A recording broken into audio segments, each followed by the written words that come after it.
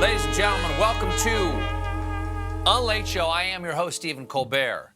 Check your calendars, because we have completed two weeks of the Biden presidency, and so much has changed already. For instance, liquor sales have plummeted, and that's just my house.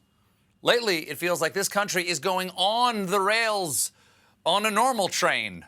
Case in normal, this morning was the National Prayer Breakfast. By the way, when served with juice, toast, and milk, it's part of a balanced Jesus.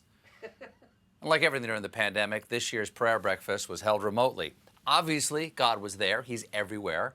But he's pretty old, and he can't figure out how to get off mute. We see your burning bush, but we can't hear the commandments.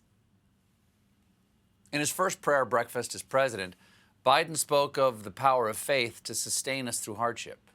This is a dark, dark time. So where do we turn?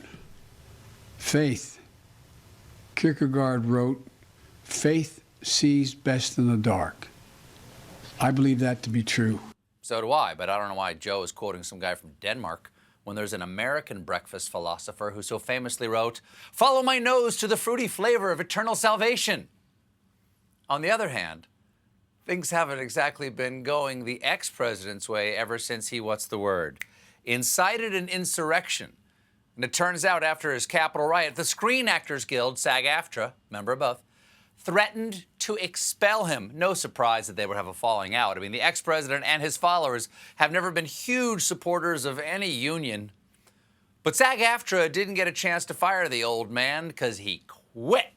He sent them a scathingly stupid letter that begins, "I write to you regarding the so-called disciplinary committee hearing aimed at revoking my union membership. Who cares? Oh, I know.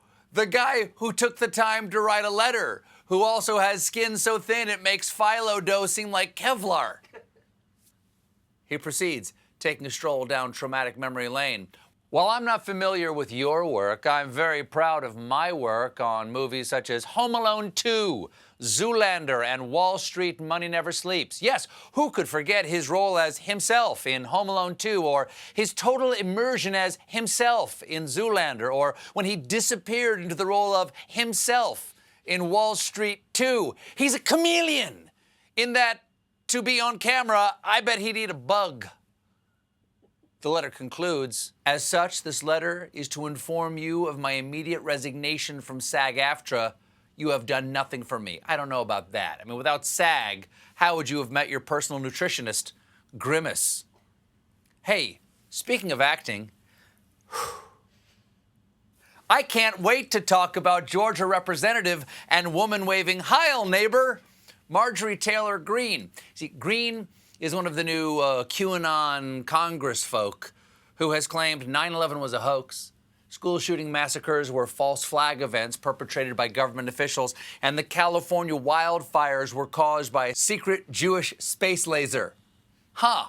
What could make someone believe such crazy conspiracy theories? Could it be chemtrails?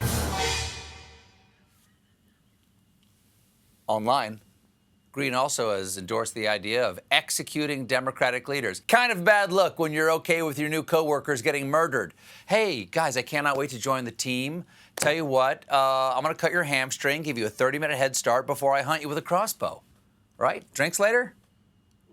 This evening, the House voted to kick Greene off her committee assignments, including budget and education. But if she's not in charge of education, who's going to tell all those students that there never really was a shooting? Before the House vote, Greene defended herself, and she came very close to denouncing QAnon. Later in 2018, when I started finding misinformation, lies, things that were not true in these QAnon posts, I stopped believing it. And I want to tell you, any source, and I say this to everyone, any source of information that is a mix of truth and a mix of lies is dangerous. You're right. It's dangerous to mix a truth, like you saying, "I used to believe in QAnon," and you lying like, "Now I don't anymore." She did try to clear the air on some of her past statements.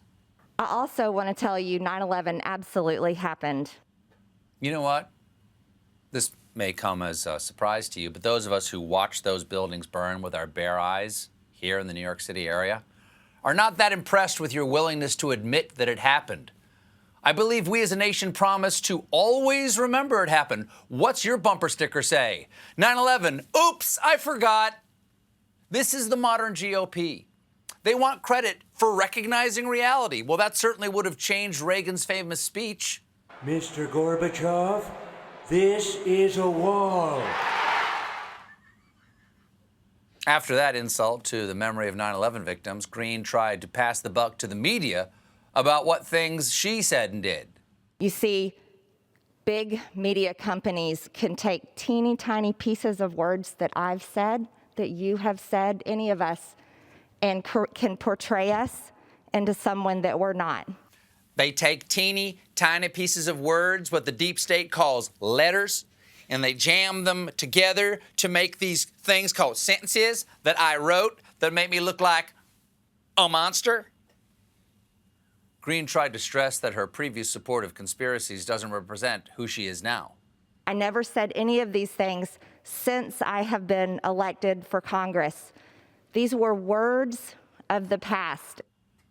All words are words of the past. These words I'm saying right now, they're in the past, he said seconds ago.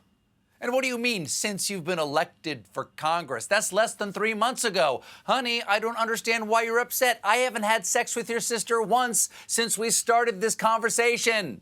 The sex I had with her doesn't represent who I am today. Though tomorrow would be nice. The only reason the House had to hold this vote in the first place was thanks to Minority Leader and man watching his family leave for a road trip without him, Kevin McCarthy.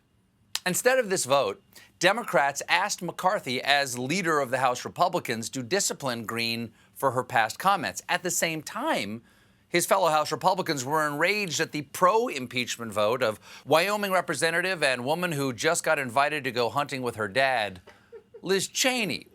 So last night, McCarthy called a meeting of every House Republican and boldly led them on a road to nowhere, declining to take concrete action against Greene while also moving to protect Cheney. In other words, McCarthy believes that in the GOP civil war, there are very fine people on both sides. After the meeting, McCarthy assured the assembled media that Greene expressed remorse, but he wasn't sure exactly for what.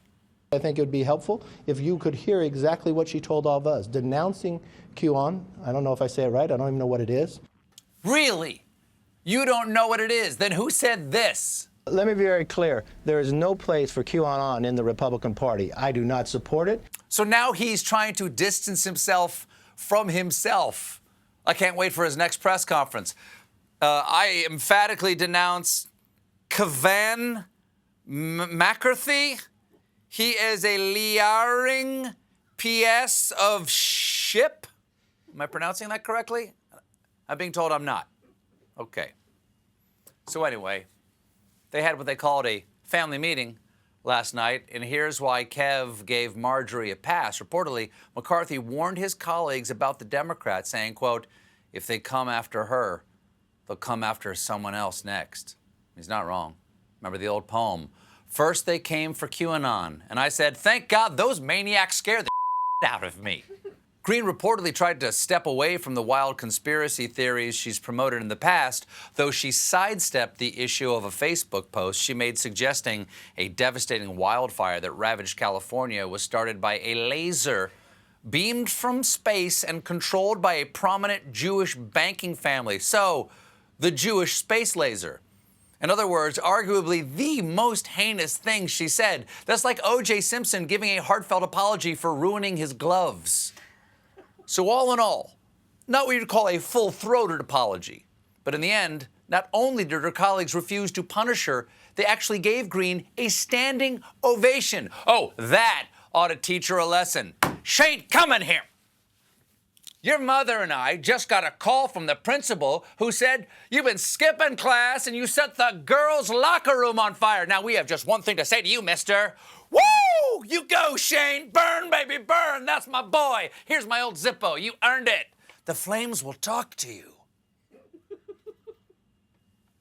So, Marjorie Taylor Greene got away with a slap on the wrist. Similarly, when it came time to talk about Liz Cheney and her unforgivable sin of believing in anything, her colleagues voted overwhelmingly to let her keep her position as House Republican Conference Chair in a secret ballot where the vote was 145 to 61, plus one member who voted present in a secret ballot. He voted present. Now that is bravery. It reminds me of this scene from Spartacus. I'm Spartacus! I'm Spartacus. Present. Now, here's the Republicans' problem. The cornerstone of the Democrats' midterm strategy, and it's a pretty good one, is shackling the Republican Party to Green and QAnon. And Tuesday, in a brace yourself kickoff to the 2022 midterms, the Democrats launched their first TV ad. It has started already. Someone rouse Steve Kornacki from his hibernation nutrient chamber and have him lowered into a pair of khaki pants. Now, the ads tie 8 vulnerable Republicans to QAnon, including leader Kevin McCarthy. QAnon, a conspiracy theory born online, took over the Republican Party, sent followers to Congress, and with Donald Trump, incited a mob that attacked the Capitol and murdered a cop. Then Trump and Republicans in Congress sided with the violent QAnon mob. Minority Leader Kevin McCarthy should have stood with us, but he was a coward. He voted to protect Trump. Leader Kevin McCarthy, he stood with Q, not you. Being associated with a death cult is never great for your political future. I mean, a lot of people think what really cost Al Gore the election in 2000 was joining Heaven's Gate. Now, it's going to be damaging for McCarthy to be so closely associated with his own political party, but with just a slightly different voiceover, I think he could make this ad work for him. QAnon, a conspiracy theory born online, took over the Republican Party, sent followers to Congress, and with Donald Trump, incited a mob of patriots that attacked the Capitol. And Republicans like Kevin McCarthy voted to protect Trump. Congressman Kevin McCarthy. He stood with Q. Woohoo! I'm Kevin McCarthy, and I believe Jewish people have a space Laser. We've got a great show for you tonight. Tiffany Haddish is here, but when we come back, meanwhile, stick around. Come on.